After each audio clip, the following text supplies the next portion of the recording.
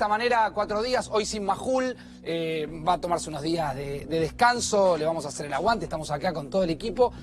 Yo preguntaba o me planteaba recién en el comienzo con Eduardo, ¿cuánto cuesta o cómo se financia una campaña política? Porque en definitiva, durante todo el día se habló de esto, pero es bueno a esta hora que vos seguramente ya volviste del laburo, estás prendido en A24 como todo el día, pero hoy con la pregunta esta, ¿cómo se arma, cómo se financia una campaña política? ¿Cuánta plata sale convertir a alguien en presidente o a alguien en gobernador o a alguien en diputado? ¿Cuánta plata hay que poner? ¿Cuánta plata tiene que poner un partido político para convertir a un presidente? Más allá obviamente del fin o del objetivo final, una pregunta que uno podría hacerse es, siempre que se piensa una campaña política, ¿hay alguien que está pensando en ese objetivo final y hay alguien que está pensando en hacer un negocio? ¿Hay un negocio? ¿Hay negocios detrás del financiamiento de una campaña política? Porque toda esa plata que hoy se está intentando saber por qué inventaron aportantes, era plata negra. Porque si no, la hubiesen justificado de una manera mucho más fácil, mucho más sencilla. Quiero poner algunos ejemplos. ¿Cuánto cree que se gastó en la campaña? ¿Cuánto crees que se gastó? ¿Cuánto cree que se gastó en una campaña a presidente del año 2015? Entre todos los partidos políticos gastaron 1.100 millones de pesos. Te lo repito, porque, insisto, estarás cerrando el día y pensarás que revoleamos algunas cifras. 1.100 millones de pesos se gastaron en la campaña presidencial del año 2015, entre la primera, la segunda vuelta, las PASO. Para clarificar algunas cosas, en un rato va a estar Diego Valenzuela con nosotros, sí, que ya lo deben de estar armando. Vamos a hablar del campo también esta noche, porque viene el presidente de la sociedad rural. Pero quiero volver un minuto sobre esta investigación y sobre esta causa que maneja muy bien Hugo Machiavelli, que también maneja Lucía, ¿sí? ¿Qué cosas están prohibidas? ¿Qué cosas están prohibidas en una campaña política a la hora de aportar dinero? Punto número 1. No pueden existir aportes de campaña de anónimos. Punto número 2. No pueden existir aportes de campaña hechas por empresas privadas. Punto número 3. No pueden existir aportes de extranjeros. No pueden existir aportes de candidatos, de empresas públicas, de concesionarios públicos. Esto, lógicamente, que estoy contándoles, está en la ley electoral. No pueden existir aportes de asociaciones de profesionales, mucho menos de empresas vinculadas al juego de azar. Y un dato que hoy veía en la ley electoral, el máximo aporte, o el aporte máximo, si se quiere, que una persona puede hacer para una campaña política por persona, es de 3,5 millones. Ahora, lo que pasó en la provincia de Buenos Aires, con los aportes de campaña, lo decíamos recién con Feynman, no es nada nuevo. Todos los partidos políticos están flojos de papeles a la hora de explicar cómo se financian. Te lo repito, todos los partidos políticos están flojos de papeles a la hora de explicar cómo se financian. Cómo financian sus campañas políticas. Escuchá este dato. A fines del año 2017, y esto me lo confirmaron hoy, la jueza María Servini de Cubría, quien tiene competencia lógicamente electoral en todo el país, desaprobó la rendición de cuentas presentadas por los 4 partidos políticos que participaron de la última elección. Los bochó. Bochó prácticamente las listas presentadas y esto trajo aparejada una consecuencia. Se negó a aceptar o aceptarlas porque descubrió, hoy me marcaba alguien, una fuente judicial, más de 20 o 30 irregularidades en cada uno de los partidos.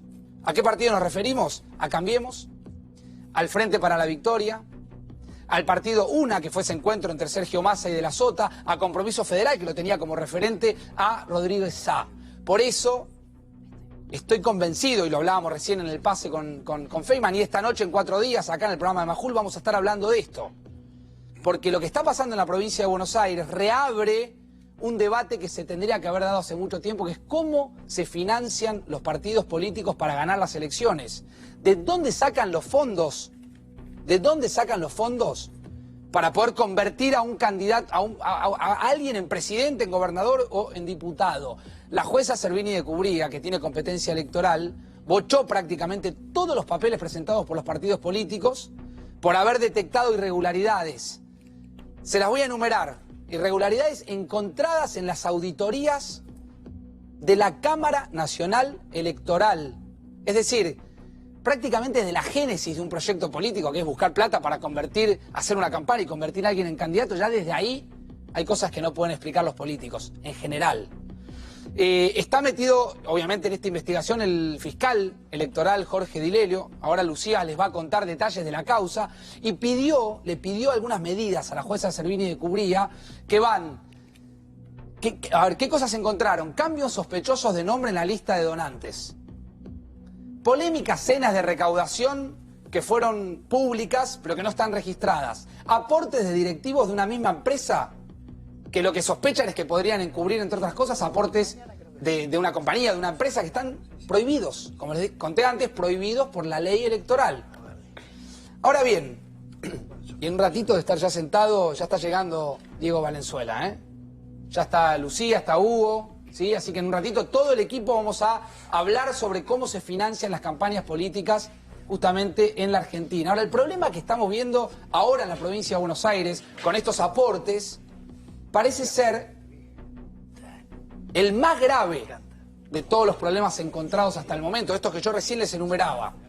Algunos detalles de la causa, y Hugo tiene mucha información. 500 personas que viven en villas del conurbano y que reciben planes sociales, el plan Ellas Hacen, el plan Argentina Trabaja, y cerca de 350 monotributistas sociales figuran como aportantes de campañas en la lista que encabezaron Graciela Ocaña y Esteban Bullrich. Los dos como candidato, diputado y senador nacional. ¿Escuchaste? Muchas de estas personas a las cuales fueron a consultar primero una investigación periodística niegan haber hecho los aportes de campaña. Ahora, ¿qué investiga la justicia? ¿Qué se investiga en estos expedientes? Tras la publicación de este escándalo, el fiscal federal, les contaba recién, que tiene competencia electoral, que es Jorge Di Lelio, ¿no? Stornelli. Sí. Stornelli por un lado. Y Di Lelio por el otro, claro. Stornelli junto con Casanelo, porque como ustedes saben, todos los años cada juez trabaja con un mismo fiscal. Este año el juez Casanelo le toca trabajar con el fiscal Carlos Stornelli y el fiscal Jorge Di Lelio actúa de oficio porque es el fiscal con competencia electoral. Exactamente, exactamente. Facundo, hay tres causas, Sí. Hay tres causas. Está la causa federal, está la causa de la provincia de Buenos Aires y está la causa en la justicia electoral. Vamos a contar qué investiga cada juzgado. Bien. Porque no solo son delitos distintos, sino que se investigan además posibles complicidades también. Y te voy a contar un dato que después vamos a desarrollar. Es la primera vez que se cree que se utilizan listados del Estado. Hubo otro tipo de fraudes. Sí, tomaron información del Estado. Exactamente. Bueno, yo recién mencionaba Sí. dos listados de planes. Claro, claro. Esto que está contando Hugo es parte justamente de la investigación preliminar por presunta violación a la ley de financiamiento electoral. Pero no es la única causa. Hugo lo contaba bien y después va a hacer la radiografía. Hay dos causas más. La primera fue presentada por la Fundación La Alameda que preside Gustavo Vera. Esa fue presentada en la Justicia Federal porteña. Ahí se investiga un delito, que es el delito de falsedad ideológica de documento público. Me paro un minuto acá. Si un acta electoral con aportantes de campaña lo consideramos un documento público, vos la truchás, digamos, mentís, decís que A aportó 100 pesos y que B aportó 200, y cuando vas a constatar con A no aportó nada y B no aportó nada, estás falseando un documento público. Eso es un delito. Falsedad de documento público. Es decir, cuando vos introducís datos que son erróneos en un documento que en este caso tramita en el juzgado federal a cargo de Sebastián Casanelo. Ese es el delito. Sí, ese es el delito junto con el de lavado de dinero, porque justamente lo que está atrás de todo este entramado es mucho dinero que los partidos, y en este caso Cambiemos, debe justificar con el cual financiaron la última campaña electoral. Este es el problema, Facundo, con las campañas electorales. Hay mucho dinero volcado, lo que está costando clarificar es cómo se rinde ese dinero y el Lucía, origen de esos fondos. Vos tenés parte del expediente, parte de la denuncia. Tenemos parte de la denuncia que fue presentada enfocada en la quiero justicia. dejar algo en claro. Acá se está hablando de plata negra. Claro, Porque, ese es el punto. a ver. Son al menos 88 millones de pesos. Entonces, fíjate esta punta, porque lo que decía Lucía, a partir de lo que investiga el juez Casanelo y el fiscal Stornelli, sobre todo ahí se investiga el delito de lavado de activos. Es sobre todo un delito que tiene la justicia federal. Y fíjate vos, no te pierdas este dato, Odebrecht en Brasil reconoció que se pagaba mucho dinero para las campañas políticas. Bien. Esa es una punta que va a ser investigada. Bueno, Hugo por un lado, Lucía por el otro. Hoy vamos a hacer la radiografía de este escándalo político. Y está en nuestros estudios Diego Valenzuela, que gentilmente viene a responder varias cosas. Vamos a charlar varias cosas, porque también hay mucho para hablar del conurbano bonaerense. Hoy se anunciaron algunas medidas para paliar de alguna manera la situación social que se vive en el conurbano bonaerense. Valenzuela, buenas noches, ¿cómo andás? ¿Qué tal? Muy bien. Gracias por estar esta noche aquí en el programa Majul.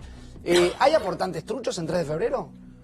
Mira, 3 de febrero es parte de la provincia de Buenos Aires. Aquí no estamos hablando de una cuestión de financiamiento de las campañas municipales. La ley remite a las campañas nacionales y provinciales.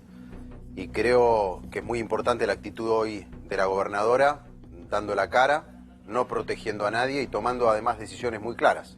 La auditoría, la renuncia preventiva de la contadora María Fernanda Insa.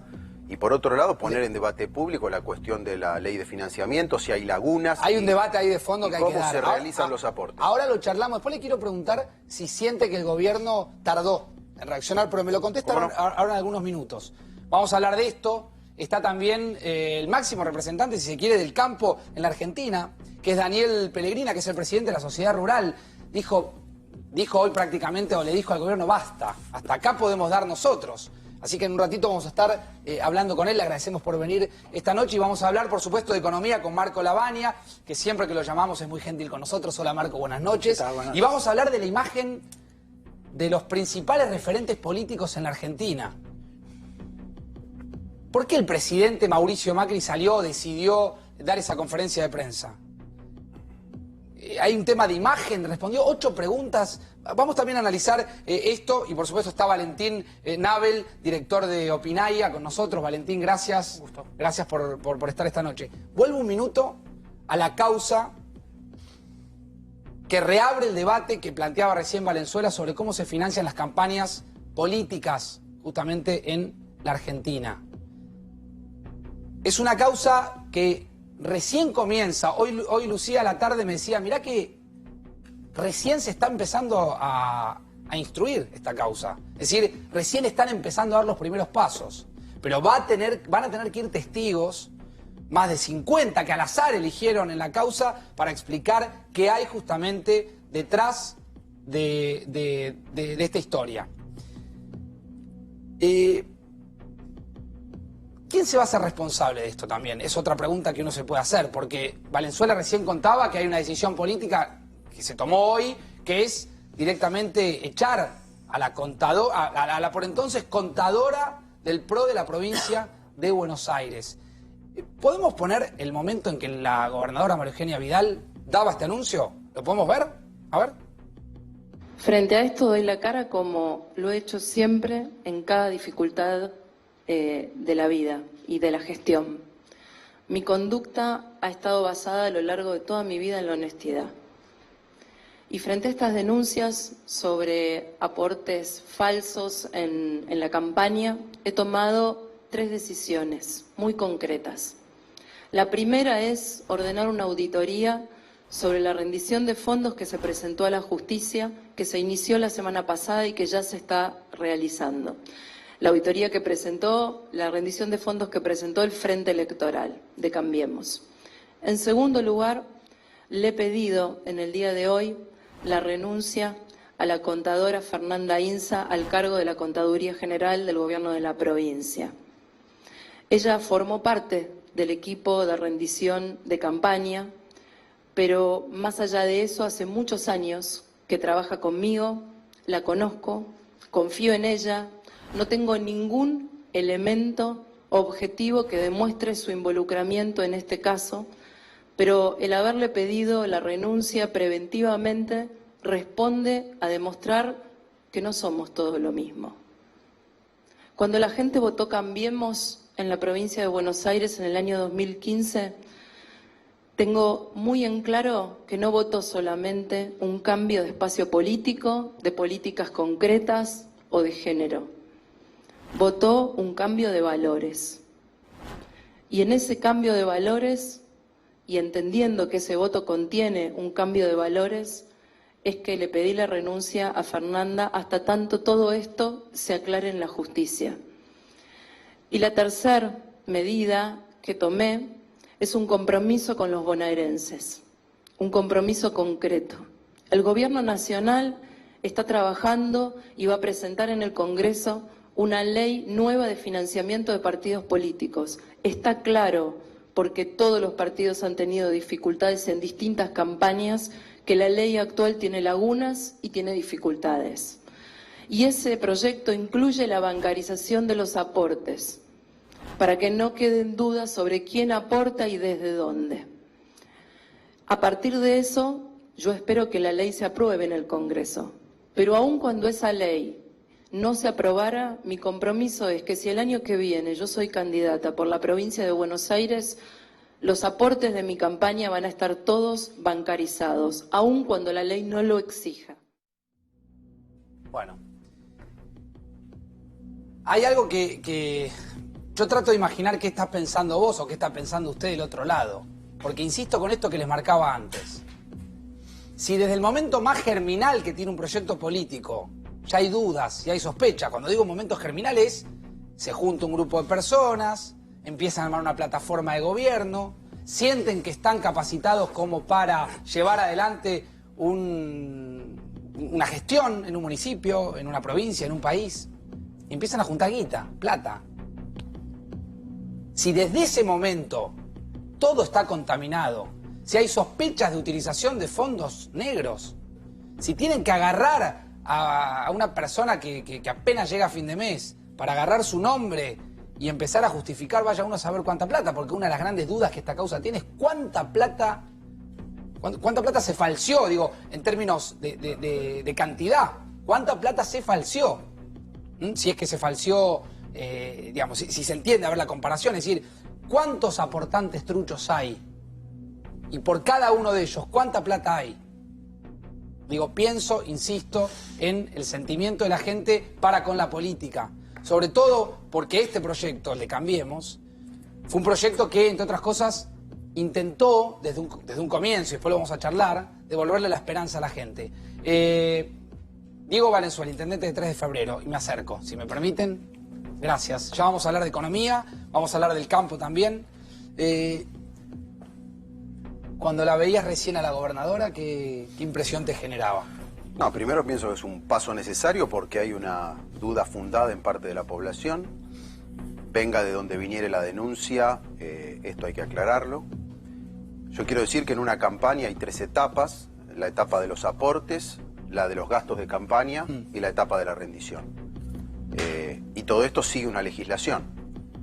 Hoy nuestro deber, como ha hecho María Eugenia, es someternos a la justicia, responder, llevar los papeles. Si hay alguna objeción en alguna de estas 3 etapas de la campaña de Cambiemos, tanto del 15 como del 17. Dar la cara, no ocultar nada. Creo que la auditoría va a arrojar luz. Creo que también la separación preventiva de María Fernanda Inza es un cambio respecto de los valores que vos mencionabas antes. Sabemos que en los gobiernos anteriores había una denuncia de algo y se aguantaba el funcionario hasta el final, y hoy la gobernadora está diciendo, por más que tiene una gran confianza en María Fernanda y ha tenido un rol importante en el gobierno de la provincia, que dé un paso al costado para que esto se aclare. Eso ya es un cambio. Y bueno, después explicar todo lo que corresponda. Y debatir el financiamiento. Está muy bueno que debatamos los argentinos y los bonaerenses esto. Diego, no puede haber aportes... ¿Coincidís con lo que yo planteaba? Sí, el juntar plata para un proyecto político es parte de un momento germinal, de un momento inicial. Si desde ahí hay cosas que son raras, turbias, hace a las extrañas. prácticas políticas de un proyecto, hace a la trayectoria de los dirigentes que lo encarnan, sin duda. Yo te puedo hablar por mi experiencia municipal, hay mucha garra en un proyecto político vecinal, comunitario, hay mucha gente que hace colectas, que le pone cariño, que hace reuniones, cenas, Creo que en el nivel nacional y provincial, habiendo una legislación, lo que hay que hacer es cumplir con ella, y si alguien tiene una duda, hay que investigar a fondo. Hablando de investigar a fondo, quiero ir con Lucía y quiero ir con Hugo. Son los primeros atenciones de esta noche para plantear entre los tres qué hay detrás de la causa o de las causas judiciales. Hugo ya lo explicaba muy bien. Atención número 1, Lucía Salinas.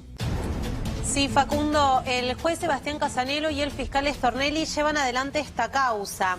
Vamos a explicarte un poco cómo inicia, quiénes son los denunciantes en este tema que está preocupando al gobierno, sobre el cual hoy el presidente Mauricio Macri se refirió únicamente a la decisión de la gobernadora María Eugenia Vidal, pero no repudió en sí la denuncia que hoy recae sobre Cambiemos. Los denunciantes, como comentábamos hace unos instantes, son María Teresa García, la senadora provincial del Frente para la Victoria. Esta denuncia está en la provincia. La Alameda, que es la denuncia que hoy se encuentra en la Justicia Federal, en los tribunales de Comodoro Pi, y quien investiga es el juez Sebastián Casanelo junto al fiscal Carlos Stornelli.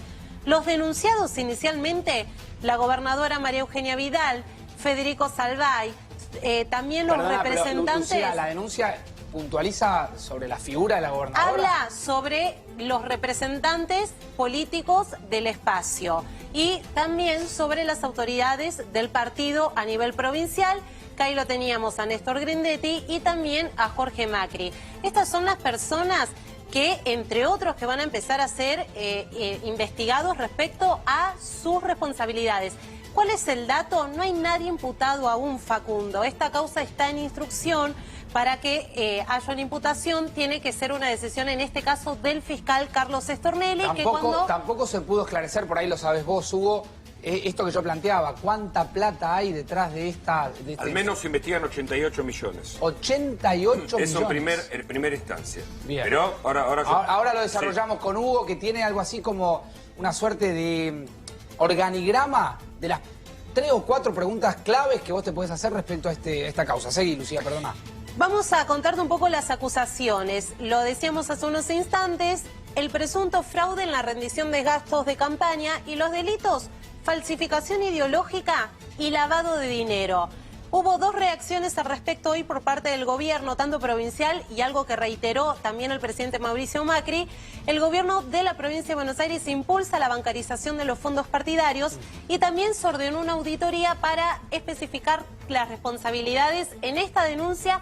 Repetimos, que está preocupando al gobierno. Frená un minuto ahí, Lucía. Decía el último punto de la placa de Lucía, se ordenó una auditoría en la que aparentemente, por lo que nos decía recién Diego, hay mucha expectativa puesta, ¿no? Sí, bueno, es un elemento clave para dilucidar si algo de esto que se denuncia es así o no. Después, por supuesto, lo de fondo es el trabajo de la justicia. Y cuando pasan estas cosas, políticamente, me imagino que hay cierto efecto de sorpresa y que genera grietas inclusive hacia adentro de los propios espacios. ¿Pudiste hablar con Vidal en las últimas horas? ¿Cómo se siente ella con esto? Yo no hablé de estas últimas horas con María Eugenia, sí con Salvay y con otras personas del espacio. Bueno, nosotros, como tenemos un compromiso de honestidad y de transparencia con los vecinos de la provincia, nos inquieta en el sentido de poder aclarar esto. Una campaña es una cuestión muy compleja. Sin dudas, para poder llegar a la gente, además de ponerle garra, necesitas recursos. Esos recursos de algún lado vienen. Hay que tener mucho cuidado, porque en las campañas se te acerca gente de todo tipo. Claro. Y por eso es clave que toda la comunidad y cada partido político extreme las medidas para que haya transparencia en ese caminito que hace el recurso entre el aporte, en qué se gasta y cómo, y la rendición que se hace a la justicia electoral. Totalmente. En un ratito le pregunto a Marco Lavagna también sobre esto, sobre qué piensa con una mirada desde la oposición, porque también están cuestionados los fondos en su momento, no ahora, pero en su momento, por parte de la justicia electoral. Habló el presidente, Mauricio Macri. 8 preguntas aceptó, media hora de conferencia de prensa. Entre una de las 8 preguntas le preguntaron por los aportes falsos. Quería hacer una salvedad. Usted dijo la palabra bancarizar por los aportes de campaña. En la provincia en 2017 Cambiemos presentó el 90% de los aportes en efectivo. Por citar un ejemplo, el partido que salió segundo, que es Unidad Ciudadana, presentó el 90% bancarizado los aportes. Quería hacer esa salvedad y no sé si habrá visto los informes, hay monotributistas sociales, hay desempleados, hay personas humildes, de barrios carenciados, de barrios muy carenciados de la provincia de Buenos Aires, hay concejales de Cambiemos, hay ex candidatos de Cambiemos y hay hasta intendentes de Cambiemos, como el caso de Carlos Arroyo Mar del Plata, que figuran como aportantes de una campaña en 2017 y ellos públicamente manifestaron que no aportaron un peso. Los casos están en la justicia. El escándalo ya se cargó a una funcionaria de la provincia de Buenos Aires. Le pregunto a usted, como referente y líder de Cambiemos, el partido que gobierna el país, ¿por qué pasó esto con el partido que hizo campaña y llegó al gobierno con la transparencia y la lucha contra la corrupción? Muchas gracias. Gracias a vos. Bueno, la gobernadora ha iniciado una auditoría para entender por qué pasó lo que vos describís. Tengamos un poco de paciencia y tiempo, y aparte creo que el juez Casanelo es el que está actuando, investigará, así que sabremos todos de qué se trata. Creo que claramente tenemos que ir a un sistema que garantice la mayor transparencia posible y que realmente fije quiénes son los que pueden aportar, con qué límites, y todo bancarizado. Creo que eso le va a hacer mucho bien a la política en general, aparte de tener un sistema más moderno, alguna vez electoral, ¿no? Para darle más transparencia también al tema de la votación en sí misma. Bueno, escueto el presidente respondiendo políticamente correcto, utilizando una palabra que seguramente se va a convertir en una palabra clave, que es auditoría. Hago un punto y aparte acá del tema de los aportes. Quisiera después, entre otros, preguntarle a Valentín Nabel de Opinaya si cree que esto va a afectar la imagen del gobierno, la imagen propia del presidente. Después vamos a repasar también imágenes de referentes. Pero saludo a Daniel Pellegrina, el presidente de la Sociedad Rural. Daniel, gracias. Queremos cumplir porque sabemos que tiene otro compromiso. ¿Está peleado el campo con el gobierno? No. El campo venimos trabajando bien con la administración Macri desde que cambió este gobierno, porque realmente, veníamos de espaldas al campo con la administración anterior, y una cantidad de medidas de primer momento que además habían sido trabajadas durante la campaña, las trabajamos con todos los candidatos. Había 13 puntos, los famosos 13 puntos para el sector agropecuario que proponía el presidente Macri actual, y fue cumpliendo cada uno de ellos casi en su totalidad. Entre otras cosas, en la conferencia de prensa ratificó que se va a mantener el esquema actual de retenciones, ¿no? Sí, es lo que ¿Usted hubiese también esperado? ¿Miraron la conferencia de prensa sabiendo que se iba a sostener esa idea o tenían alguna duda? Nosotros estuvimos con el presidente hace 10 días, la comisión de enlace en pleno, después de tantos rumores, después de tantos ruidos, ratificando esto, ¿no? Pero básicamente lo vimos al presidente distendido, lo vimos firme en sus convicciones de que el camino correcto es este. Hoy lo volvió a reiterar. Él ha entendido y ha visto lo que pasó cuando tuvimos retenciones, cuando tuvimos restricciones al comercio, cuando nos dimos la espalda al mundo, y lo que logró esa política fue achicar al productor y por tanto achicar todo el interior y achicar la economía de Argentina. Ahora, usted sabe que a la sociedad le cae mal en su conjunto que se mantenga ese esquema de retenciones y que el campo no pague más. ¿Lo tienen claro eso, Pero no? lo que tenemos que entender es que retenciones está mal dicho casi. A ver. Nosotros lo reiteramos muchas veces. Son está... derechos a las exportaciones. Sí. Derecho para exportar, nos graban por exportar, porque nosotros pagamos el resto de los impuestos que paga cualquier sector de la economía, cualquier ciudadano de Argentina. Entonces, es como si el ingreso bruto a su sueldo, en vez de ser lo que es en la ciudad o en la provincia, fuera el 26,5%. Esas son las retenciones. Entonces, de allí parte la injusticia de que nosotros, decimos, ¿no? Entonces, claramente está probado que por el camino de impuestos como las ganancias, los impuestos al consumo, por el crecimiento de la economía, se recauda más, se recauda de otra manera, se recauda federalmente, son impuestos que se coparticipan, y se recauda ampliando la base contributiva, que es lo que necesitamos hacer para que el peso de los impuestos, que es mucho en Argentina, recaiga sobre más gente. Hoy el día empezó con sus declaraciones, corríjame si no son así, el campo no es una fuente inagotable de recursos fiscales. ¿Siente que de alguna manera después el presidente le respondió? ¿Lo vemos juntos? Bueno. A ver, ¿qué decía Macri? Para mí hay un gigantesco futuro desarrollando cada economía regional. Y esa economía regional orientada a la exportación, a brindarle bienes y servicios al resto del mundo. El gobierno anterior, para mí, era una política muy equivocada, inédita, porque nadie en el mundo lo hace, le cobraba impuestos a todos los que exportaban. El mundo se defiende a través de la OMC de que no hagan dumping, ¿no? Que no hagan trampa entre países subsidiando producciones locales en contra de la producción de otro país. El único país del mundo que castigaba las exportaciones era la Argentina. Y por eso, claramente, no se generó empleo privado en los últimos 4 años del gobierno anterior. Y las exportaciones se fueron desmoronando. Entonces, lo que estamos apuntando es a decirle a todos los argentinos que tienen capacidad y creatividad de decir, por favor, exporten, porque si ustedes tienen una idea, tienen un producto, van a necesitar de otros argentinos para que los ayuden y eso va a traer trabajo en cada rincón del país. ¿Siente que de alguna manera le respondió? Para nada, yo lo que veo es que hay una convergencia entre las ideas, por eso, digamos, esto que le decía de hace 10 días cuando nos reunimos con él, charlamos de esto. Claramente, digamos, el modelo es este, digamos, aumentar la torta, agrandar la torta, que realmente, digamos, nos dejen trabajar y eso el campo va a responder rápidamente, como lo hizo después de las medidas, porque habla algo muy importante el presidente, que es el otro gran cambio. La Argentina se está reinsertando en el mundo. El agronegocio de Argentina, para poder crecer, necesita estar en el mundo activamente y ahí tenemos que trabajar en bajar barreras, en abrir negociaciones nuevas internacionales para poder tener mejores aranceles, accesos, todo eso se está de alguna manera haciendo. Y ese es el futuro, ¿no? El mundo, para dentro de no muchos años, en el 2050, va a ser 9.500 millones de habitantes. Eso implica una necesidad de 50% más de alimentos. No hay países en el mundo que tengan la capacidad de producirlos. Argentina es uno de ellos. Entonces, si miramos al mundo y nos integramos plenamente, coincido plenamente, ¿no? Marco, ¿hubieras esperado más anuncios económicos hoy? Sí, la verdad que la conferencia de prensa fue mucho mensaje vacío, ¿no? Sin medidas concretas.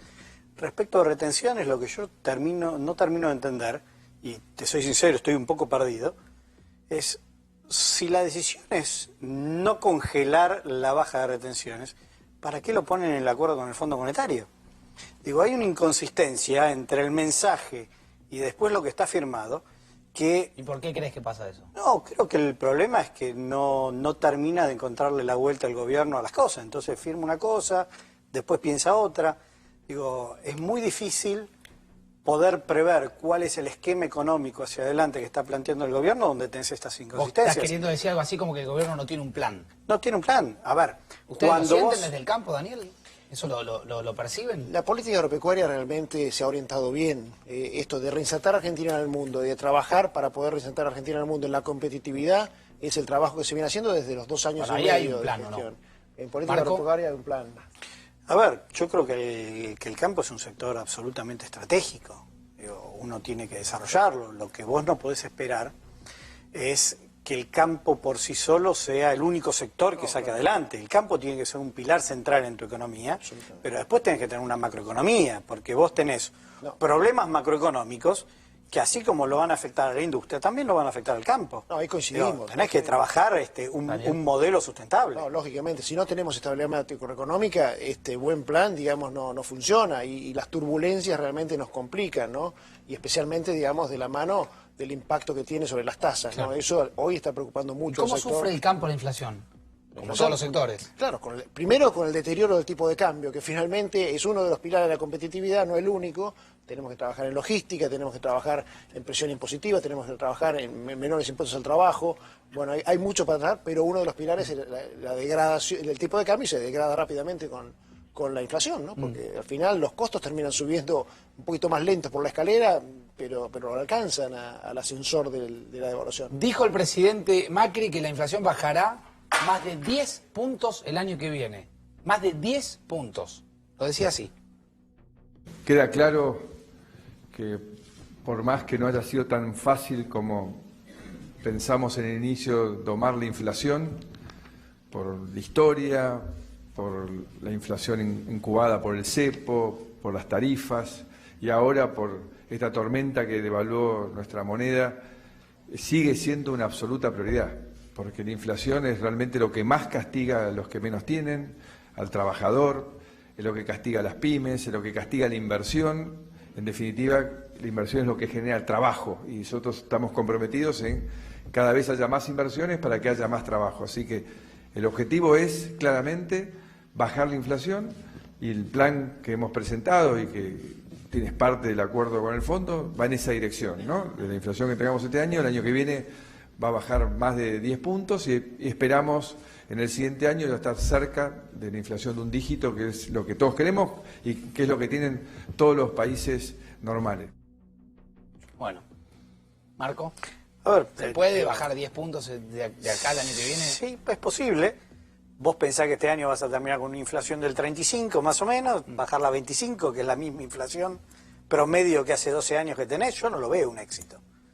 Yo te soy sincero, veo que has tenido picos en algunos años, 2014 con el gobierno anterior, 2015, 16 con el cambio de gobierno, y ahora este pico de 35 que vas a tener este año, 32, depende de qué decidan hacer con tarifas. Bajarla a 25%, 20, 25% el año que viene, la verdad que es mantener la inflación estructural que tenés hace 12 años. Yo creo que hay que trabajar distinto, hay que tener un plan antiinflacionario en serio. No voy a opinar sobre si se puede o no se puede. Lo que sí tengo claro es que tenemos que trazarnos un rumbo, tenemos que lograr ponernos metas grandes y Argentina tiene que dejar de tener inflación. No puede ser que sea una rémora de tantos, pero de decenas de años, ¿no? Porque está probado, digamos, los desperfectos que nos trae a los bolsillos, especialmente de los más pobres, pero además para toda la economía. Entonces, tenemos que ponernos esa meta grande de eliminar la inflación. Los economistas sabrán cómo hacerlo, pero tiene que ser un compromiso de todos los Daniel, Facundo, la inflación te pega por dos lados. Desde lo social, porque es una máquina de generar pobreza. Desde lo productivo, destruye la pequeña y mediana empresa, que es la que más puestos de trabajo genera. Entonces, si vos no atacás realmente la inflación, pero la atacás en serio, digo, es imposible que vos generes un cambio social, una inclusión social o un desarrollo productivo del país. Diego. Es absolutamente central. La inflación, las pymes, ahí Marco daba algunas cosas o algunos aspectos que me imagino que estarás en permanente contacto con los de tu distrito. Sí, sí. Bueno, nosotros trabajamos todos los días para acompañar ese tránsito que con los matices se están planteando a una economía normal, con baja inflación, que sin dudas es hoy uno de los grandes desafíos y una de las deudas pendientes. La inflación, ¿no? Esperábamos estar en este momento del mandato con una inflación sensiblemente menor a esta, y esto es así. Y sin dudas esto distorsiona el poder adquisitivo de los laburantes, distorsiona las pymes, la toma de decisiones. Ese tiene que ser el gran objetivo. No podemos perder de vista que para llegar a ese objetivo hay que dar pasos macroeconómicos, y uno es el déficit fiscal. La Argentina tiene que dejar de mentirse. Hay que poder vivir de los recursos que generamos. Porque si no siempre, o es los mercados, y los mercados se nos complican, y después ¿qué hacemos? El nivel de gasto público que tiene la Argentina y de presión tributaria es fenomenal. Y este es el debate de fondo. Yo no me quiero poner en el lugar de los economistas, pero claramente entre todos, las provincias, el gobierno nacional, los municipios, tenemos que colaborar en tener una baja del déficit consistente en el tiempo, que afecte lo menos posible a las pymes, a los comercios, a los sectores más vulnerables. Esa es la gran protección, el paraguas que hay que poner. Hoy la gobernadora anunció un paquete de refuerzo en todo lo social, en todo lo que es el plan Más Vida, en lo que son los comedores escolares, en los comedores en los barrios. Esa tiene que ser nuestra prioridad. Nosotros en los municipios estamos muy cerca del comercio. Yo tengo 6.000 firmas en 3 de febrero. Bajamos la tasa de seguridad y higiene, por ejemplo, una contribución humilde desde un municipio. La bajamos a la mitad en los comercios más chicos, los que facturan hasta 100.000 por mes. ¿Para qué? Para ayudarlos en este momento. Bueno, y entre todos ir poniendo a la Argentina en la senda del desarrollo, el crecimiento, la creación de empleo con baja inflación. Clarísimo. Me ayudan a cuidarle la agenda a Daniel, que tiene un compromiso, ¿Cómo no? se tiene que ir. Vaya, Daniel, muchísimas gracias. Se queda Marco Labaña, se queda Diego Valenzuela. Marco, quiero hablar de ganancias después y de las pymes, porque recién mencionabas, y me imagino mucha gente que está alcanzada por ganancias y mucha gente que depende o que tiene o que depende de una pyme, que es un sector que da más o menos 4 millones de puestos de trabajo. 7 de cada 10 puestos de trabajo que genera la Argentina lo dan las pequeñas y medianas empresas, comercio. Más del escándalo de los aportes falsos, otra atención, el segundo lo tiene Hugo Machiavelli. Claro, Facundo, porque ¿de qué se habla cuando se mencionan a los falsos aportantes? Se habla de un dinero negro que fue blanqueado, como se hace habitualmente en una campaña política. Un dinero que puede provenir de evasión impositiva o de otros delitos.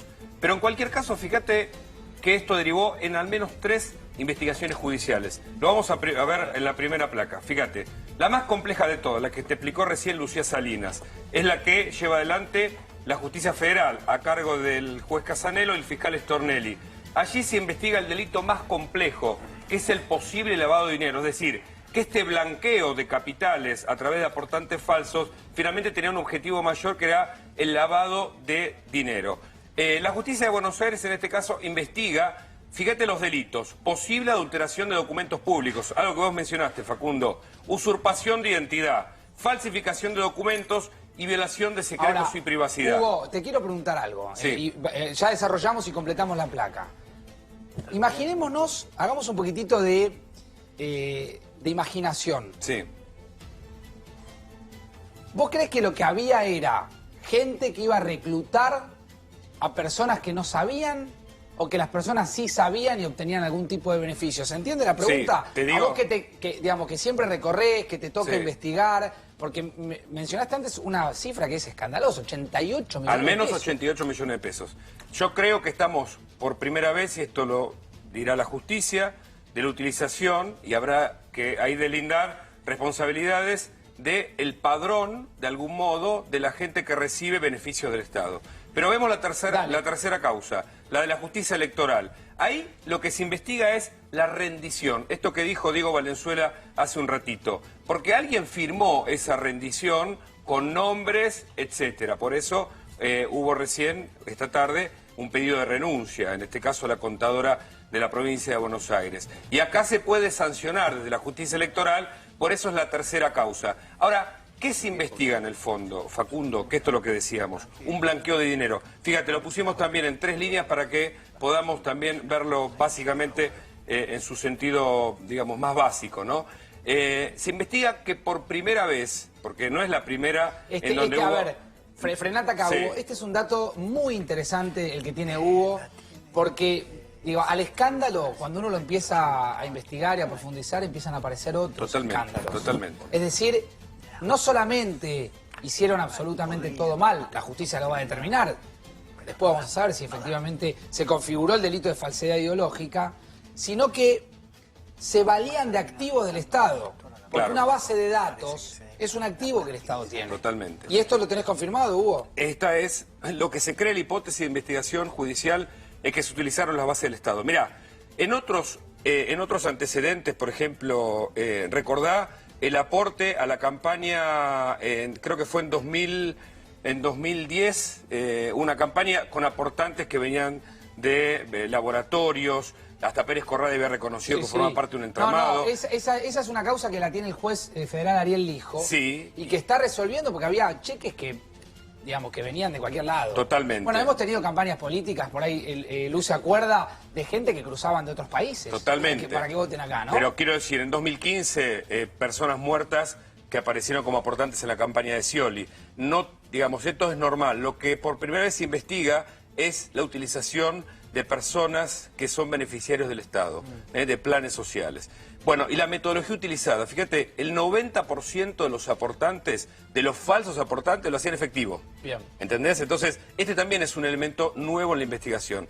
Y ahí la responsabilidad en la rendición de cuenta, que es la última etapa, y sobre esto seguramente también habrá alguna, además de una investigación judicial, alguna responsabilidad Buena política. info.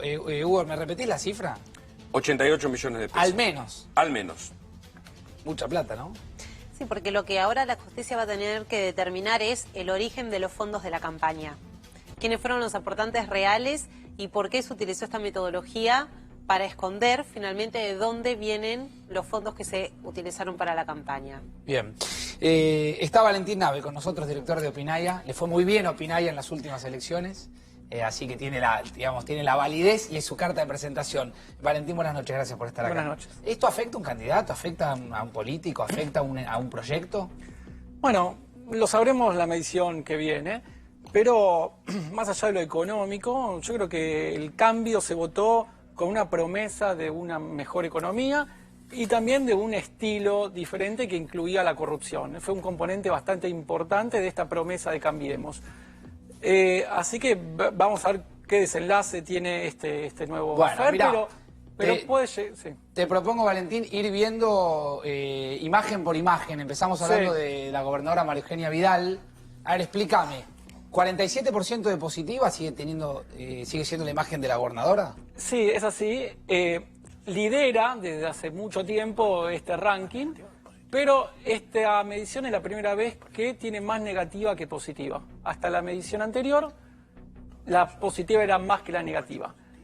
Evidentemente, la situación de la crisis, Claro. la turbulencia económica afectó a todos y también la tocó a María Eugenia Vidal, que sigue liderando el ranking bastante holgadamente. Vamos a un referente más, a un político más, a ver quién viene. Imagen de los dirigentes, Elisa Carrió. A ver la brecha entre positiva y negativa. Sí. 44 de positiva, 56, tan alta la negativa la tiene Carrió. Sí, bueno, en nuestro ranking está ocupando el tercer puesto, o sea que sigue gozando de una muy buena imagen. Es una especie de fiscal. Muchas veces uno cree que sus exabruptos, a menudo que suele tener, le va a afectar y contrariamente no le afecta la imagen positiva, justamente porque da la sensación de que ella no se va a callar frente a nada. Vamos a ver qué opina de este tema, Todavía no habló. Todo el mundo está esperando a ver qué dice cuando hay un caso de corrupción. Un político más, a ver, ¿quién aparece ahora? Imagen de los dirigentes. Bueno, el propio presidente Mauricio Macri. También aparece con una negativa muy alta y con una positiva muy alta, ¿no? Porque 44 es un buen número en la Argentina. Sí, efectivamente, es un buen número. Está la imagen que tiene el gobierno, que lo vamos a ver, está a 34, o sea, está 10 puntos arriba de la imagen del gobierno nacional. O sea que sigue gozando de una imagen buena. La crisis afectó a todos, pero evidentemente no tanto como se suponía. Bien. Uno más, a ver quién aparece. ¿Qué referente político? Sergio Massa. 35 positiva, negativa 65. Sí.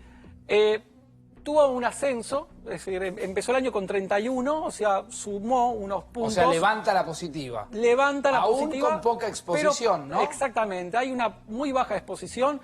A mí 65% de negativa es muy alto. Está visto por todos los que no lo quieren como una persona poco confiable, en lo que sale en los focus group. Ahora, en las últimas, yo tengo ahí otras Sí. encuestas para citar a otros colegas Sí. también. En la última de Gustavo Córdoba, que me Sí. pareció muy interesante porque lo que hace Sí. es confrontar como una especie de ring, candidato contra candidato. Sí. Y cuando lo tiras a Sergio Massa a medir contra el presidente Mauricio Macri, le gana. En un supuesto balotaje. En un supuesto balotaje. Nosotros no lo medimos, así que no te puedo decir cómo es, qué es para opinar ya ese balotaje. Pero te digo, de lo que saca en Sí. un balotaje se acerca a esto. El A 35... 27, 28, creo que le gana por un punto a Macri. En un hipotético balotaje estamos hablando de mediciones. A ver, uno más. En nuestra encuesta no lo veo muy posible ese número, porque en imagen, que no se traduce directamente en votos, pero en imagen ampliamente Macri tiene mejor imagen que Massa. A ver, uno más. ¿Cuánto mes que? Bueno, Cristina. Cristina... ¿Es la que lidera la negativa, Cristina? Cristina sí.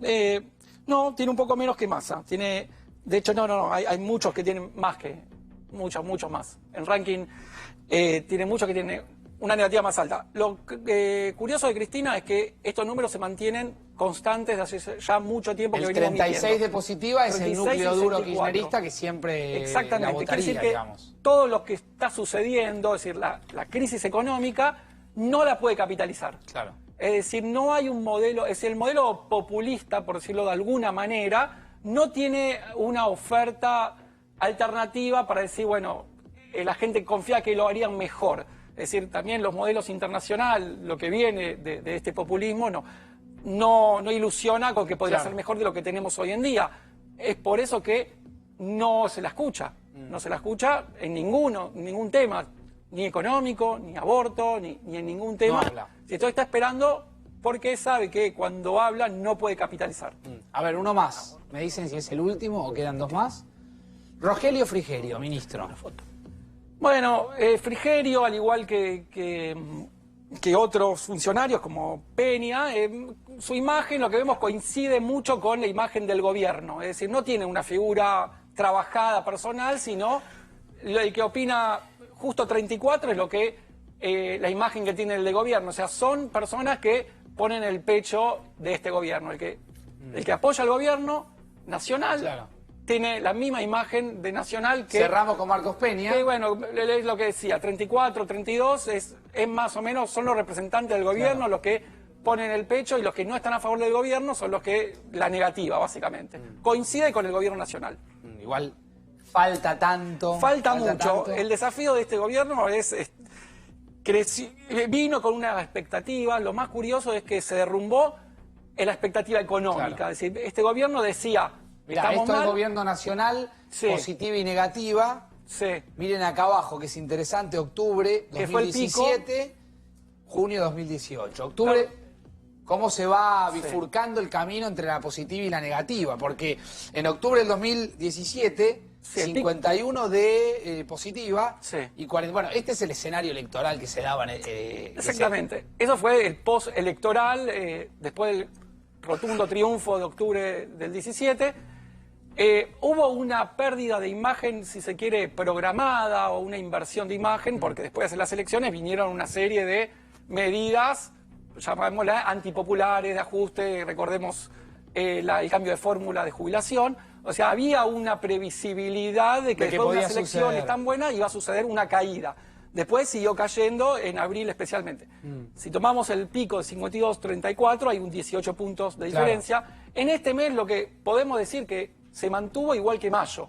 Es decir, a pesar de las malas noticias económicas, no cayó tanto. Pero 66 de negativa. Pero exactamente. Exacto.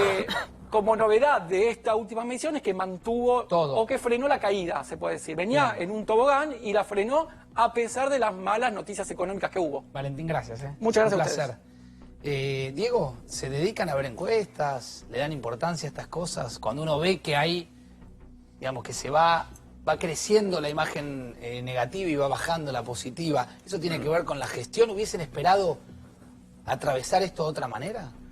Uno siempre espera que el humor social y por ende la radiografía, que es una encuesta, dé bien como resultado de una gestión. O sea, que resolvés problemas, que mejorás la condición productiva y de empleo de una comunidad. Nosotros tomamos nota de esto, no hacemos seguidismo a las encuestas, pero sí tomamos nota. Yo en lo personal no suelo hacer encuestas en el nivel municipal, pero sí las miramos como un indicador más de lo que está pasando en la comunidad. El principal que yo tomo es la calle. Un intendente es un dirigente político o un funcionario de cercanía, de inmediatez, A vos de te toca la contacto puerta, directo. te toca la puerta al yo vecino. no necesito ver encuestas porque la temperatura la tenés en la diaria. Vos sos vecino, vas a la carnicería, vas al club, y los vecinos sí, te tocan la puerta de tu casa o te abordan en la calle cuando uno está viendo un bacheo, poniendo una luz LED. ¿Inflación o seguridad es el principal problema que, digamos, que te encara en la calle un vecino? Creo que tanto todas las problemáticas económicas junto al tema seguridad lideran cualquier ranking de inquietudes de la población de la provincia de Buenos Aires. La seguridad como un hecho estructural histórico y absoluta prioridad de cualquier familia bonaerense, y especialmente el Gran Buenos Aires. La cuestión económica, en la medida de que hay cuestiones que no se resuelven tan rápido, ha adquirido un volumen, especialmente en los barrios y en el sector más laburante, en el comercio, en el que busca empleo, que hoy quizá tiene un poquito más de dificultades para conseguirlo. Marco, te preguntaba antes por ganancias. Mucha gente, muchos de los que trabajan acá, están siempre viendo el tema ganancias, afecta muchísimo a la clase media. Hoy habló el presidente Macri. Lo vemos y te pregunto qué pensás, si se podría o no solucionar. A ver. Tiene que pagar todos los argentinos, y para eso la AFIP cada vez mejora en su nivel de información y de acción, es el impuesto a las ganancias. Con el impuesto a las ganancias comparte en su desarrollo, en su generación de riqueza, una parte de lo que genera con el resto de los argentinos que no han tenido tanta suerte y necesitan de otros bienes y servicios que se los provee el Estado. Entonces creo que ese es el camino. Bueno, ese es el camino. A ver, el problema que tiene Argentina para mí es el esquema del sistema tributario argentino. Digo, lo que dice el presidente es lógico si vos tenés, por ejemplo, un IVA mucho más bajo que el que tenés, sobre todo en lo que es la canasta básica. Vos cuando pagás... Ustedes insistieron mucho con quitarle el IVA a los alimentos y no se ha logrado. Y todavía no se logró. ¿Por qué es esto? Porque es la forma que los que menos tienen y que consumen lo básico, lo mínimo indispensable para sobrevivir, le das un alivio a la carga. Cuando vos le pones un IVA del 21, encima después cobras ganancia, todo se te hace muy difícil llegar a fin de mes. Y cuando vos ves hoy cómo está la clase media trabajadora, la que tiene un trabajo formal y tiene un sueldo relativamente bueno cuando lo comparás con el resto de la economía, sigue sin alcanzarle. ¿Qué es un sueldo bueno hoy comparado? Es que eso es el problema. ¿Hay precio? ¿Cuánto Vos me gana? decís, Ciudad de Buenos Aires, un sueldo de 40.000 pesos, una familia que gane 40.000 pesos, en términos comparativos, es un buen sueldo. Claro. Ahora, ¿Qué hace si con alquila, paga el colegio, no le alcanza. Entonces, el problema acá que tenés que discutir todo el esquema tributario. No podés decir, ok, hay que pagar más ganancias porque esto ayuda al resto. Digo, si querés pagar más ganancias, me tenés que bajar por el otro lado. Bajame a los consumos mínimos. Que yo creo que eso es parte de lo que quedó pendiente de la reforma tributaria, que se aprobó el año pasado, donde yo creo que se podría haber planteado algo mucho más agresivo en términos de cómo alivianarle la carga a los sectores que llegan con la lengua afuera a fin de mes casi. Que es ahí donde vos tenés que poner el esfuerzo. Que son los sectores más vulnerables y también es la clase media trabajadora, que es ahí donde hoy están sufriendo más por la cuestión tarifaria, por la cuestión impositiva, por la falta de trabajo, por los recortes de las horas extras, etcétera. No, yo acotaría eso, que además de la reforma tributaria en la que con matices creo todos coincidimos, es la reforma del federalismo. El gran tema democratizador de la Argentina es el federalismo. Somos federalismo en el llano y cuando estás en el poder sos unitario. Concentrás recursos en la nación. Lo digo como generalidad. Nosotros confiamos plenamente y por eso la gobernadora da una batalla para recuperar recursos para la provincia. La provincia aporta 2 y recibe 1, Facundo, aún después de la recuperación del fondo del conurbano. Y claramente, no solo la provincia de Buenos Aires, todas las provincias y los municipios tenemos que ser cada vez más protagonistas de brindar servicios a la comunidad, porque somos los que estamos más cerca, los que conocemos lo que pasa. Claro. No podés manejar desde un joystick de Capital a Formosa o a Villa Bosch. Y tampoco lo puedes hacer desde La Plata con 135 municipios. Así que claramente es muy importante que vayamos a un debate de federalismo, del recurso más cerca del vecino para resolver problemas. Pero yo en eso coincido, creo que hay una discusión muy grande que tenés que hacer en qué tipo de gasto tiene Argentina. Y el federalismo se tiene que dar no solo entre provincias, sino también mismo en la provincia de Buenos Aires. Claro. Porque hay muchos recursos que van a la provincia que no se coparticipan automáticamente. Hay muchos servicios, como por ejemplo las policías locales, que ahora se están cortando, hay una decisión de cortarlas, y es parte de lo que está cerca del vecino. Entonces, yo estoy hablando, yo soy de la ciudad de Buenos Aires, pero recorro y conozco la ciudad, la provincia. Pero... Le agradecemos a los dos. No, ha sido un placer. Muchísimas gracias, Marco, gracias, Diego. Gracias a vos, siempre es un placer conversar y sobre todo que los tonos sean así, que uno pueda encontrar ideas y que se crucen ideas y que uno se lleve un aporte. Pienso en la gente. Gracias. Y ahora pienso en Hugo Machiavelli, que nos va a dar un consejo. A ver. Los Haroldos, vinos finos con Ángel, los Haroldos Estate, más de lo que esperás. Muy bien.